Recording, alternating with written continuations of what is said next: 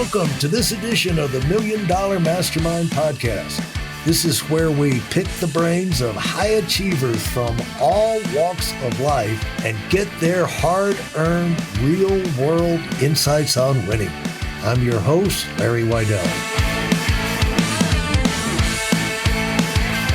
Yeah, and you'd had quite a bit of coaching and everything like that, but again, that was another level. The thing is, the tougher the competition, the bigger the lessons you can learn. But the trouble with that I'm going to try and tap into is this is a life of high anxiety.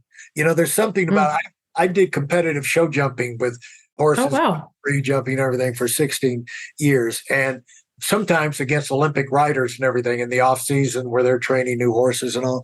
And so the high anxiety, practicing in the ring and warming up before you're getting ready to go in, all you're doing is riding around the ring. And if the horse knocks down a rail, so what? You know, it's not the first time. But it's just like, you know, I remember one time the trainer, I was going around the ring right before I was going to go in, and the trainer said, "Stop jabbing him in the mouth."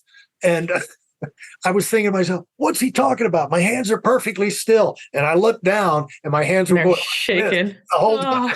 And the poor horse was going, But it's that you're kind of an out-of-body experience. And building up to that, you know, from having done it so many times, everything's got to be there. You got to have equipment, this, that, and the other. You got to be the right. And you're already starting your countdown mentally. And when things wrong, it seems like little things go wrong, but they can turn into exponential, high anxiety mind benders of it. Totally. When you know that the countdown is already on to getting in that ring. And so that was a powerful lesson for you to learn that, like, I'm going to do because we hear the thing they want to bring out here is we hear this all the time. You'd heard it 1,000 times.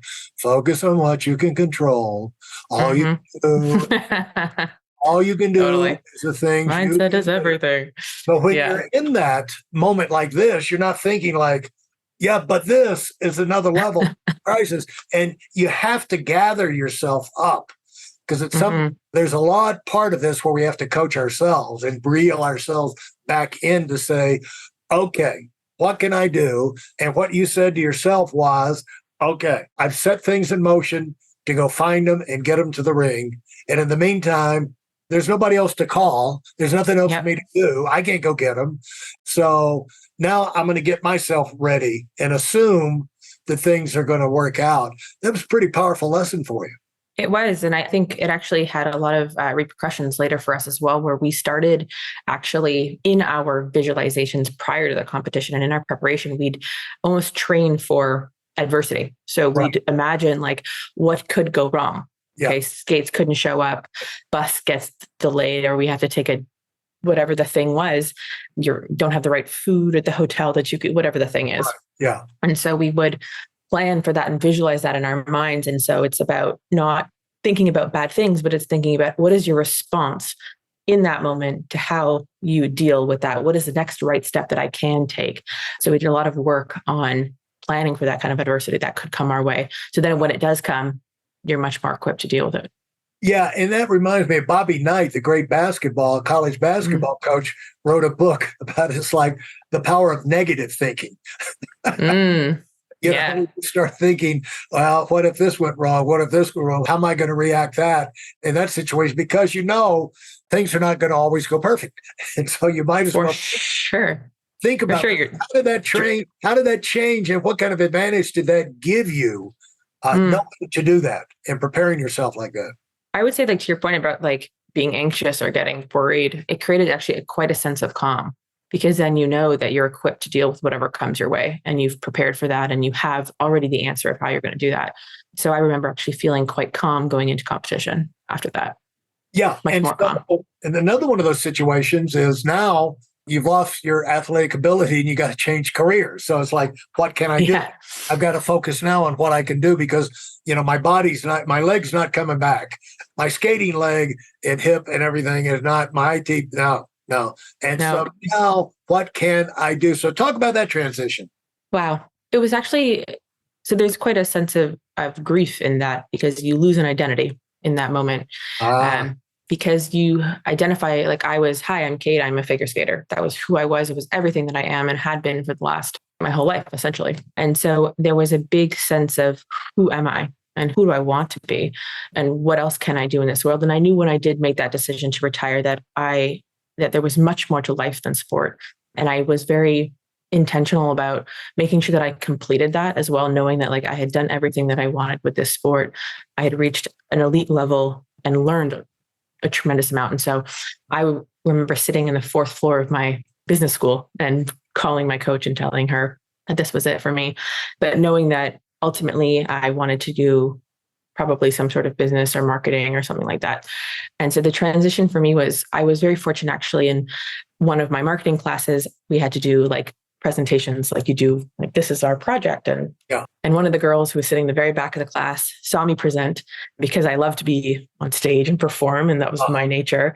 She came up to me after class. She said, you need to do case competitions. You need to so at the school that I was at, they were very, very highly ranked in international case competitions for essentially you competed on a business case around the world. And so what's a case competition? Yeah. So essentially you have a business, could be any sort of business. They have a problem they're trying to solve and they bring it to a group of students to come up with the answer. And so we went to Spain, I went to Alberta, I went to a whole bunch of different ones. And so schools from all around the world come and compete at this competition to come up with the best solution to the company's problem. And the judges are the actual company who are trying to solve this problem. And so I got into that program and was fortunate enough to do very, very well there. And again, traveled the world and did competitions there and was able to channel that like performance competitor side of me into something quite productive quite quickly. How long did you do that? I would have done that for two and a half years. Wow. What amount of experience you got now. So you would show up in Spain or someplace and you would have no idea what you were the problem. So how many other teams were there? The biggest one had 24. And so and there's two different cases. So the first one is you have 3 hours to solve it. So essentially you go into a room with your small team and every team gets the same case. And then the best answer or the best solution wins. And then you have it. All 24 make a presentation? How long are the presentations? Usually about 30 minutes. Wow. So you got to listen to 24 30-minute presentations. I'm thinking that's 12 hours. And so goes over 2 days. Remember what the first people said, Yeah, that's a good point.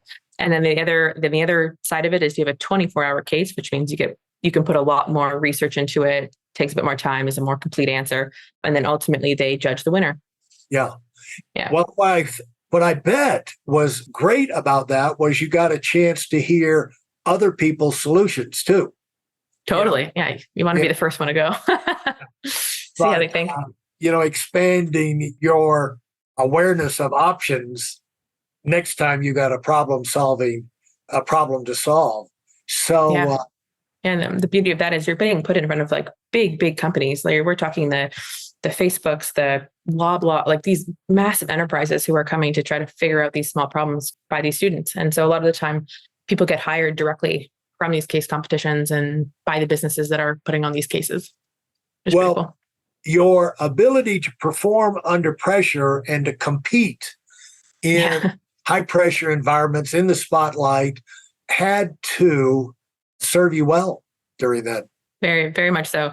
And be able to think quickly, adapt to the questions that they're asking. But I will say it's a very different muscle because it's no longer about your physical body doing the performance. It's about your mind and your words.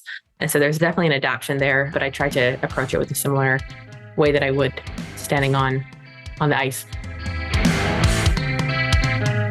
For those of you who are sick and tired of fooling around and are dead serious about wanting to move up fast, I've got something especially for you. I've combined the best insights from over 40 years in business and making $70 million in income and compressed them into a free webinar. That's right, it's a free resource. If you want to find out exactly what the concepts are that I use in coaching $1 Million Earners, register now at WeidelOnWinning.com. You'll discover the 5-part framework used by so many to reach their financial, personal, and professional goals.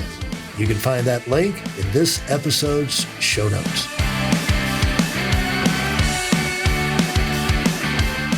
So did you get hired out of that process, or did you say, this is great, but I'm going to do my own thing? I did. That is how I got into Lightspeed, which is in Canada, one of the biggest tech unicorns to ever come out of Montreal. They IPO'd in one of the biggest 2019. One of the biggest unicorn. Unicorn. One of the biggest tech unicorn. Essentially, the actual definition is you've reached $1 billion valuation. Okay. Yeah. So I was employee number around 150. And so I was, due to these competitions, was working with them. And they said, we need to hire you. And I said, I have 2 years left of school. They're like, we don't care. Come work for us. And so I actually ended up working full-time and putting my school part-time, and would do both at the same time. It ended up being quite a crazy whirlwind. And then I went through the ranks of their marketing team, and ultimately the company IPO'd in 2019. How did you transition through that? And are you still in that? Is that where you are today? Nope, not where I am today. I transitioned fully. I worked for them full time for 5 years. And then after the IPO, decided that I wanted to take that experience and of building a marketing team. Essentially, I built out their product marketing function for that business, took all of their major products to market prior to IPO, and then wanted to take that experience and go to a smaller team and try to do the same again. And so how did that go, that transition and all? Well, let me ask you this. How big was the team you were at? So you went to a big company. No, when I joined, we were 150 people. And when I left, we were just over 800. Uh-huh. And did you work with them, or were you long distance, or? No, I was full-time employee. They had an office here in Montreal. And so I worked full-time for them. Yeah. And did you have a team? What did you do? Yeah. So I started actually in the product team, because even though my schooling was in marketing, I really wanted to deeply understand how the product works and why it was built the way it was. And so I decided to go in product, and I also was just up for the challenge to do something that I didn't know anything about. But through that, ended up You decided to go into product. What does that mean? So product management is essentially the team that's responsible for developing and coming up with the concept of what products they bring to market. So I was within that team. And then shortly after, realized there was a gap between what we were developing, what we were selling, and what we were marketing. So I really wanted to be the person to solve that. And so I went to the CEO. But what do you mean the gap? What do you mean a gap? I don't think at that time they were doing a very strong job at articulating the value of their products to their customers. And so I felt that there was a way in which we could learn to talk to those customers in a better way to help them understand that value, purchase more quickly, and ultimately get more benefit out of the products that they were developing. And that sits under a role called product marketing, which is essentially taking the product and bringing it to market in a way that resonates with customers. And so I started by myself, ultimately, beginning being that function. And that ultimately led me into the marketing team, where I grew that team and was responsible for bringing new products to market. So if we came up with a payment solution, I was responsible for coming up with the go-to-market strategy of how do we launch that to the market. And how big of a team did you have, or did you? When I left, we were 4. Uh-huh. And so what did you learn from that experience? But you had already been working with teams before. I mean, from your synchronized skating to partnership in that, but also, in the competitions. How many people were in the competitions of the speaking, the problem solving competitions? How many were on those? Yeah, our teams in the case competitions were usually 3 to 4 people. Yeah. So working with teams. Size of a group. Yeah. Yeah. I think that the biggest thing I learned actually was that not everyone is as intense or has a competitive nature as I do. And so that was a big learning for me as I became a leader and started leading a team of people to execute, was really refining the way that I interact or expect other people to perform, and learning to be a leader rather than a doer. And how is that? That you figured out how to deal with other people and interact with them and lead them instead of doing it. Yeah. It took a lot of self-regulation, if you will, actually. I'm a very competitive person, but I'm not competitive with other people. I'm competitive with myself. And so I have very high expectations of what I would classify as a high quality level of delivery. And so I really had to tap into starting to understand the motivations and intentions of others. And Yeah. those are very different depending on who you're working with. And so I had to do a lot more listening and a lot more trusting, actually, of building a relationship with the people who worked for me, understanding what makes them tick, what makes them really motivated to do great work. How do I get underneath the thing that they want to actually achieve and help them achieve that on that path? You were actually thinking about things like this to get your team, like, how can I get them? Yeah, because I thought about how did I get to where I did? And that was by tapping into my coaches, or even just myself tapping into what motivates me, what drives me. And so instead of trying to just like force the team through and to push hard and to have a lot of effort, it was like, okay, this isn't working. How do I look at each of them as individuals and understand who they are as people and what they want to achieve, and how do I help them achieve that? And that is what helps people be more internally motivated ultimately. Yeah, which is a totally different skill than what you had done before, which is like even in the competition, problem solving type things. That's like coming up with ideas. But now this is working with people. And totally. Folks, what we're seeing here is, and you're hearing, is a championship athlete with championship skills and middle processes now taking that into the business world and getting established and working through the kind of problems, skills they need to develop, situations that really never came up before, and have that. What you're bringing everywhere you go is you, and how you go about things. And, you develop that in the process of becoming the championship skier. And it's interesting for people to have been through that process to kind of trust your own instincts, because that's go with what got you to the top and successful before. Go with those things, but use them to deal with a new situation and plow through it, and not just make it through, but come out in a top position on the other side. And so as you left, so is that the main thing you learned for working for this bigger company, this unicorn, billion-dollar unicorn in tech? That's the main thing I learned. I learned a lot just from a marketing perspective. So from like a technical perspective, oh boy, the way that they thought through the customer journey of bringing someone in from having an idea or having a problem all the way through the funnel. I think that was a pretty revolutionary way that they thought through customer journey. Having someone, so the marketing team was really responsible for driving the funnel, driving all the pipeline of business into the engine, having a team that then qualifies them, making sure that they are really the right fit for the business and the products that they create, having a very, very skilled sales team that then responsible for converting that sale, onboarding team to make sure the customer uses the products to make their first dollar, and then continuing with the customer success team. So they were really, really thoughtful about the whole process from start to finish on that customer journey. So that was something I learned a lot about. The culture within that business at the time was really focused on winning. They were a high performance, they were very demanding, and it really drove people to get the most out of themselves. And so I saw what it felt like to be part of a company that had very, very strong culture. Thanks for listening to the Million Dollar Mastermind. If you felt there were any valuable takeaways from this episode, please take a minute and leave us a 5-star review. Your feedback is important and really helps us get the word out to a wider audience. Remember, we have a valuable webinar that is absolutely free. Register for it right now at weidelonwinning.com. Thanks for listening.